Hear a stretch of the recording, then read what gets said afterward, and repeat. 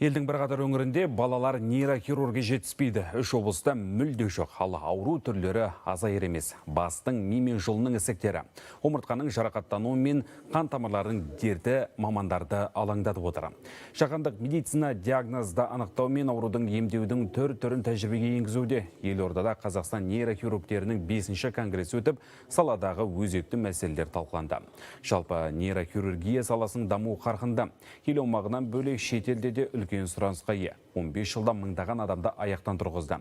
Ең күрделі операциялардың дені осы орталықта жасалады.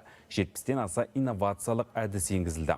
Жақында кеуде омыртқасының 3D имплантын салуға патент алды.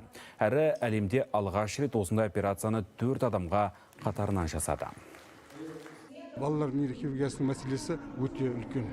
Себебі жаңа облыстарда нейрохирургия бөлімшелері жоқ.